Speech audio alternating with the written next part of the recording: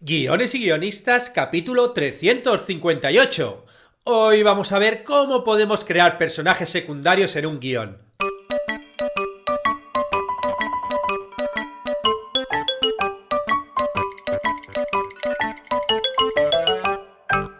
Buenos días a todos, bienvenidos a Guiones y guionistas, el podcast con el que todos podemos aprender a hacer guiones y en el que el guionista es el rey y la guionista la reina. Yo soy vuestro anfitrión, David Esteban Cubero, y cada semana salimos al aire con 2 programas en los que vemos un nuevo elemento, técnica o herramienta para que sepáis más del secundario mundo de los guionistas y el primario arte de los guiones. En las historias siempre hablamos de los protagonistas y personajes principales, pero no hay un buen guión que se precie sin unos personajes secundarios sólidos. Hoy en el podcast vamos a ver cómo podemos crear personajes secundarios con la ayuda del libro El arte de crear personajes de David Corbett. Pero antes recordaros como siempre que en la plataforma de cursos de guion.com podéis aprender todo lo necesario para escribir guiones y convertiros en guionistas. Tenemos cursos que enseñan a escribir cortometrajes, largos, series, documentales, cómics, videojuegos, bueno, lo que queráis, porque ya hay 60 cursos en la plataforma y cada semana sacamos 3 clases nuevas. Hoy de hecho continuamos con el curso de creación de sitcom en el que estamos viendo en qué consiste este formato, ¿no? Este formato de humor, de ficción, y en el segundo vídeo vamos a ver cuáles son los diferentes tipos de sitcom que hay. Y el sábado continuamos con el curso de tips de construcción de escenas en el que estamos viendo una serie de herramientas y consejos para resolver problemas de bloqueo creativo y mejorar la escritura en las distintas fases de la estructura del guión. Y la clase del sábado va dedicada a un recurso que suele dar un respiro en las narraciones: la falsa victoria. Y ahora sí, ya utilizamos el brillante libro El arte de crear personajes de David Corbett en un podcast anterior que se llamaba ¿De qué materia prima podemos sacar los personajes? Y en otro que versaba sobre cómo crear contradicciones en los personajes. Muy bien, pues hoy volvemos al texto para analizar cómo crear personajes secundarios. Los roles que explica Corbett de personaje secundario cumplen una función dramática. Proporcionan un medio para representar las necesidades, los temores, las esperanzas, los remordimientos, los ideales, los escrúpulos, los puntos fuertes y débiles de los personajes principales, y ayudan a explicar y desarrollar el estilo de vida y de moral que los protagonistas valoran y defienden. Porque aunque cumplan un propósito dramático, los personajes secundarios tienen que ir más allá de su función concreta para no caer en el cliché. ¿Y cómo lo logramos? Bueno, pues la forma de lograrlos que nos dice Corbett es hacerlos tan singulares en su personalidad, con tal variedad de emociones y con tanta libertad como los personajes principales, con la prevención de tenerlos controlados ante el riesgo de que todo secundario bien construido supone, que es que robe la escena. Que esto, bueno, lo hemos visto en muchísimas películas, ¿no? Hay veces que los personajes secundarios tienen tanta fuerza y están tan bien hechos que acaban llevándose la película. Y es que, claro, lo de los personajes secundarios tienen una gran tradición dramática, ¿no? Y realmente uno cuando está viendo una película o está leyendo un libro, pues realmente te generan expectativas, ¿no? Bueno, pues cuanto más podamos verlos en su individualidad única, mejor podremos improvisar después y socavar o traicionar esas expectativas y así, bueno, pues ir creando sorpresa. Bueno, pues lo que vamos a hacer ahora va a ser analizar una variedad de roles de personajes secundarios que, bueno, están entre los más comunes y más útiles en las narraciones. Obviamente, bueno, como comenta Corbett, no son los únicos que hay, o sea, realmente, si haces un análisis puedes encontrar alguno más, pero sí que es verdad, ¿no?, que estos roles, cuando los escuchéis vais a decir, ah, claro, sí, esto lo recuerdo en tal película, o esto lo tengo yo en tal guión, porque de verdad es que son todos como muy representativos. El primero de ellos es el fantasma, que es un término algo general y que puede aludir a cualquier cosa del pasado que continúe creando un problema moral o emocional o psicológico al protagonista, ¿no? Y aquí Corbett está hablando del fantasma no como condición, sino como personaje, con la idea de que siempre es mejor mostrar la historia moral, emocional y psicológica del protagonista en personajes específicos de sus recuerdos, responsables de la carga que arrastran en el presente. Porque a veces el fantasma es realmente un espectro, ¿no? Como en la película de Bringing Out the Dead, ¿no? El personaje de Rose, ¿no? Esa es la niña a la que Frank, el protagonista paramédico, no fue capaz de rescatar y que encarna su crisis moral sobre lo que significa salvar o perder una vida humana. O, por ejemplo, en Muerte de un viajante, ¿no? El hermano de Willy Loman, Ben, que falleció hace poco, ¿no? Y que le atormenta en sus alucinaciones recordándole los fracasos de toda su vida. El fantasma puede estar en varios personajes y tanto en personajes vivos como muertos. O sea, y no solo que puede estar vivo, ¿no? Que obviamente el fantasma no es solamente para mundos de espíritus, ¿no? Sino que muchas veces va a estar presente el personaje en el presente de la narración, ¿no? Por ejemplo, sería los padres y otros miembros de la familia que muchas veces cumplen esa función y representan esa carga del pasado, ¿no? Que vuelve una y otra vez. Y claro, nosotros al crear nuestro fantasma, bueno, pues tenemos que hacerlo tan complicado, tan simple, como el problema pasado que arrastre el protagonista. Cuanto más matizada y más opresiva sea esa historia, más detalles tendremos que aportar a la caracterización.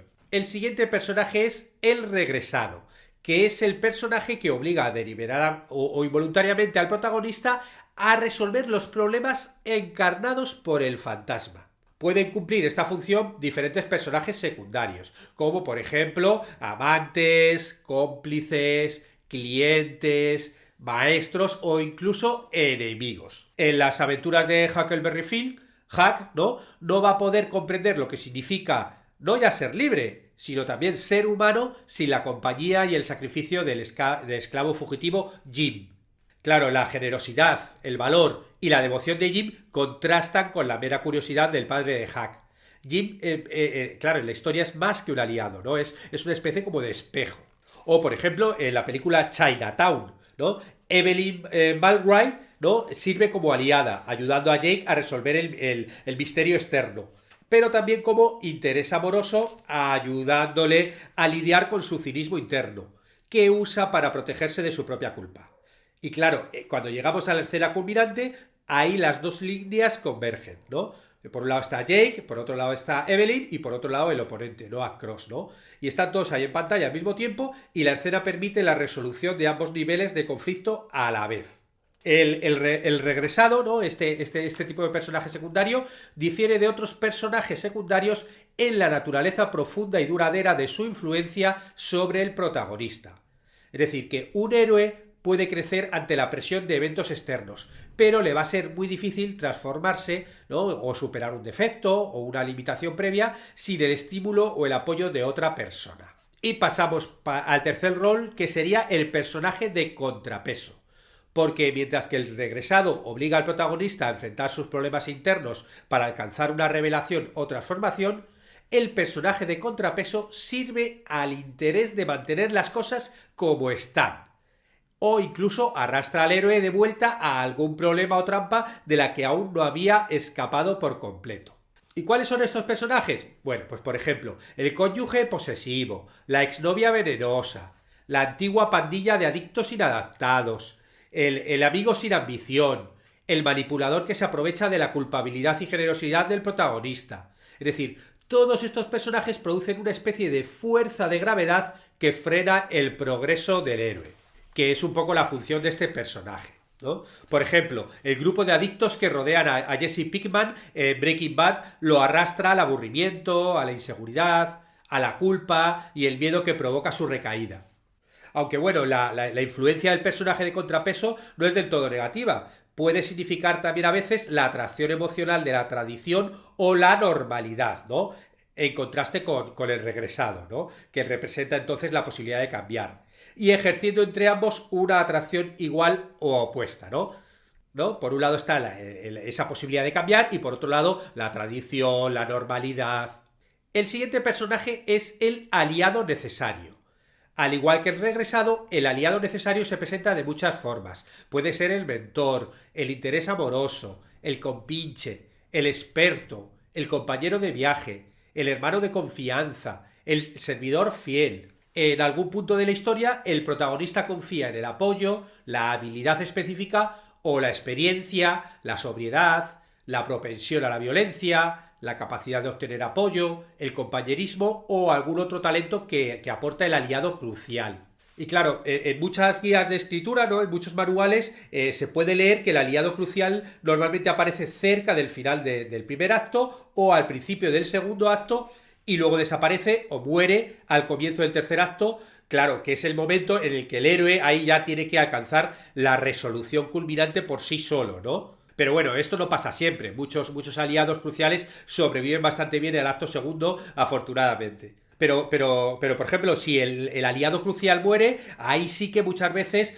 te da una de estas escenas impactantes de la historia, ¿no? Una de estas grandes impresiones emocionales más duraderas, ¿no? El momento típico, ¿no? Donde muere el aliado, el amigo del protagonista. ¿No? Y este es el típico, además, donde a lo mejor muere en un acto de valentía o con muchísimo sacrificio, ¿no? Y sobre todo si el aliado ha estado a lo mejor expuesto a este miedo duda, ¿no? Y de repente pues viene el amigo y es el que lo tira para adelante, le salva y luego muere en el intento, ¿no? Y claro, esto es lo que le ayuda a nuestro personaje a transformarse, ¿no? Y a evolucionar.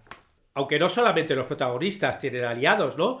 Así como los héroes tienen sus compañeros, los villanos también tienen a sus segundos, ¿no? El típico consejero, el consiglieri, o los asesinos y los secuaces necesarios. Y los personajes principales no están limitados a un aliciado crucial, ¿no? Piensa, por ejemplo, en la cantidad de talentosos compañeros que tiene Frodo en El Señor de los Anillos, ¿no? Que le ayudan en su misión.